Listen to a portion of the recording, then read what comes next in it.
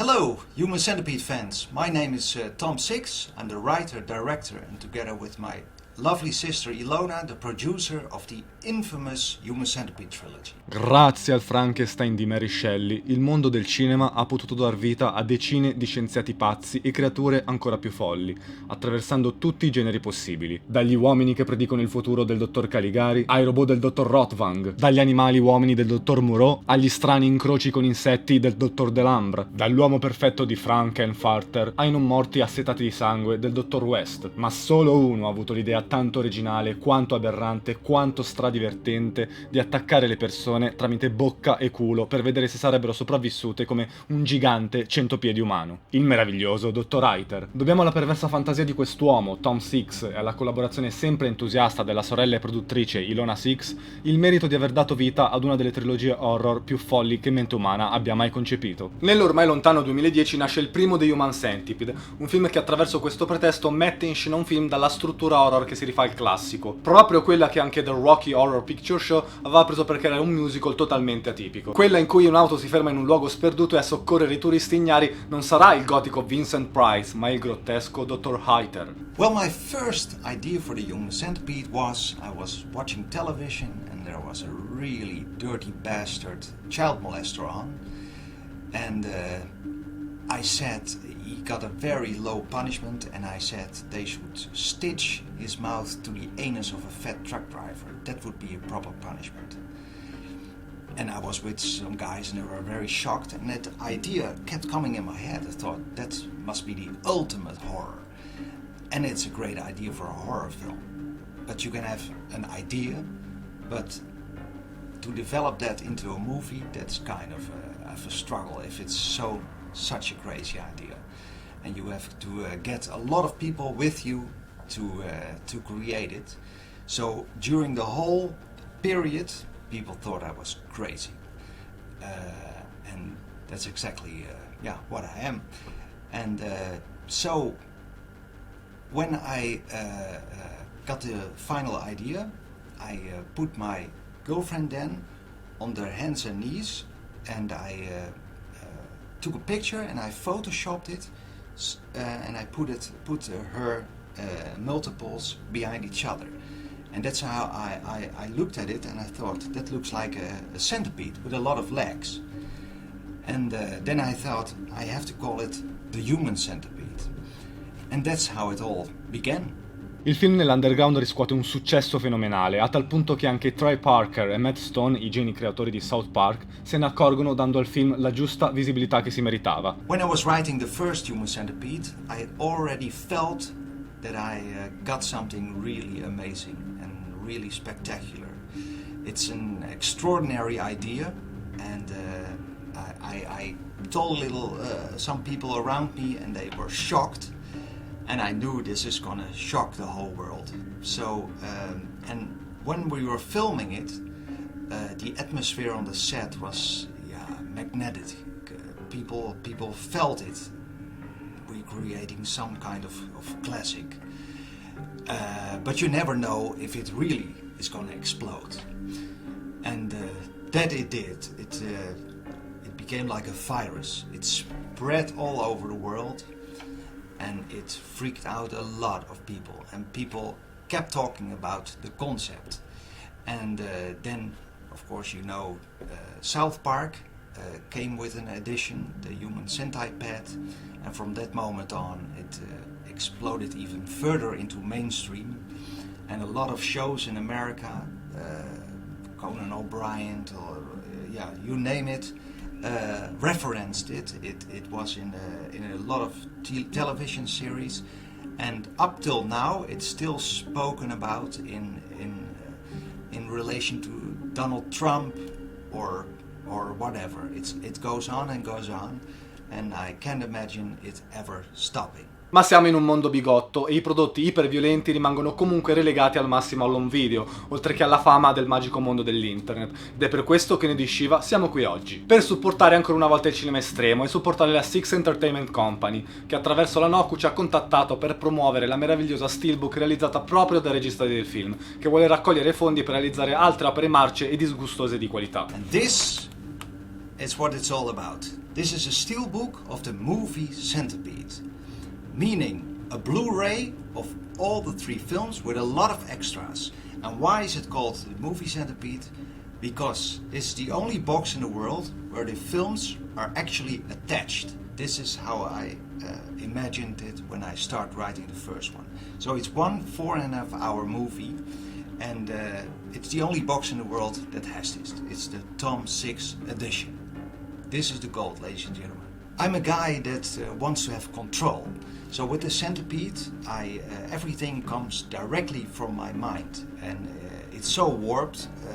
Not many people can think about that. So when it cut to the DVD, of course, all the distributors worldwide made their version, and I love them all. But I wanted also to create the ultimate box, and that meant the 3 films connected into 1 film, how it was intended.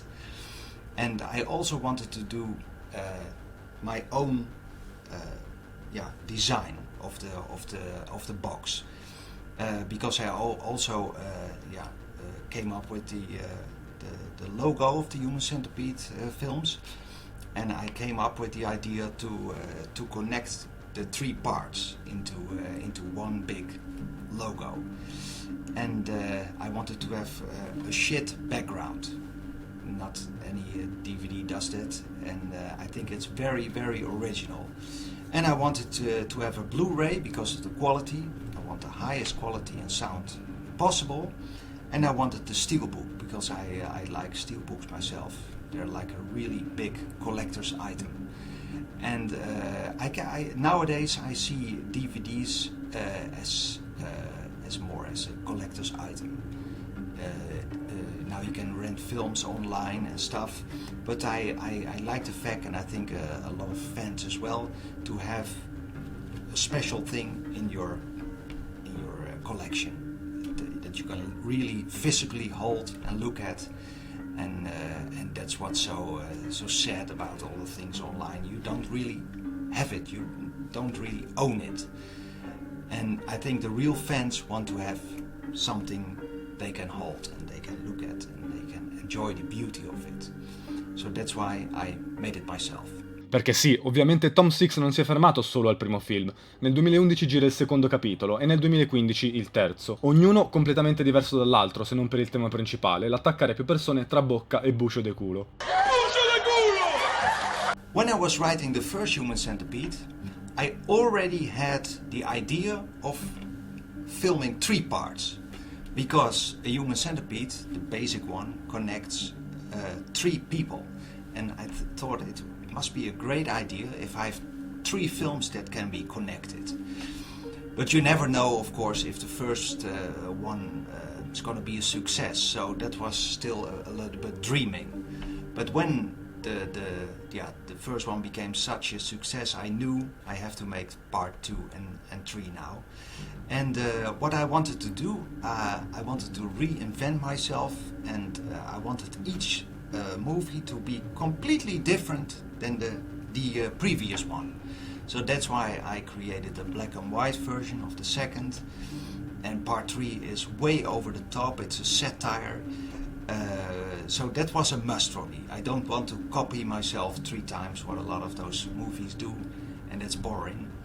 And I think I succeeded at that. Se il primo film è un esempio perfetto di horror classico, il secondo film è un esempio perfetto di cinema estremo, ma di quello davvero estremo. Il dottor Reiter era un chirurgo, sapeva a grandi linee quello che faceva, e lo faceva con degli attrezzi chirurgici, appunto. Ora preparatevi a conoscere Martin, un uomo già oltre la follia che deciderà di attaccare 12 persone e lo farà con tutta la brutalità che il primo non aveva. Sangue, escoriazioni, feti morti, la merda ragazzi, finalmente la merda. Questo film ha tutto ciò che si può chiedere, con l'aggiunta di un'atmosfera malsana e disturbante a tinte black and white che non lasciano speranza. Honestly, I don't like horror films, and by horror films a lot of people think about blood and gore and a guy with a mask chasing innocent victims with a knife or an axe, and I'm not into that. I think it's nothing for me.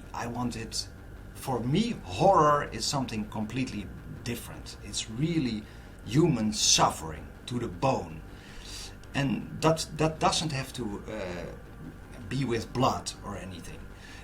Like for instance the Human Centipede, it's a small operation, but once you're in that position, it's suffering. It's mentally suffering, it's physically suffering, and that is for me what is horror all about.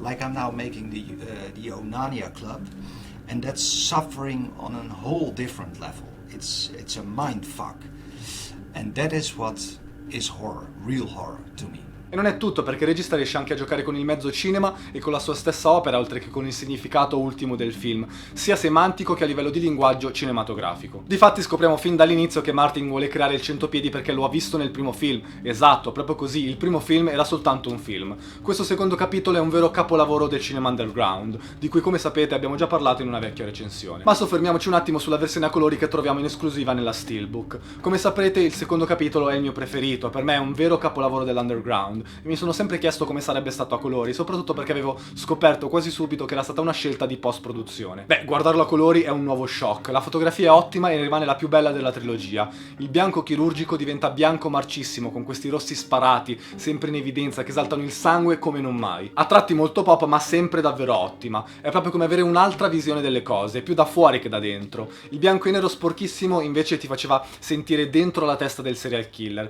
vedere le cose in maniera alienata come lui le vedeva. E forse è per questo che Six lo ha preferito in bianco e nero, e forse è per questo che anche io l'ho preferito in bianco e nero. Spesso il vedere in maniera esplicita non è così potente come il celato, tutta la storia del cinema ne è testimone, sono gli insegnamenti di Sir Alfred Hitchcock dopo tutto. Ed è la sua evoluzione, o meglio la sua contestualizzazione nel cinema estremo, quello che la violenza la mostra, anche se effettivamente la scena dei denti a colori fa più impressione, questo lo ammetto. Se anche a voi è piaciuto tantissimo il secondo, comunque sono sicurissimo che anche a voi farà piacere vederlo anche a colori almeno una volta. Con il terzo capitolo invertiamo nuovamente la marcia. Se i primi due erano grotteschi nell'idea, questo lo è anche nel genere. The Human Centipede 3 è un film esagerato, trash, cacciarone, ma che ovviamente non dimentica la violenza estrema, regalandoci perle come castrazioni, gente che mette il cazzo nelle cavità toraciche altrui, merende con clitoridi essiccati e un centopiede umano composto da centinaia e centinaia di persone. Tom Six riesce a creare un'ottima iperbole del sistema carcerario, con a capo il crudelissimo e americanissimo Bill Boss, interpretato sempre da un non americanissimo Dieter Laser,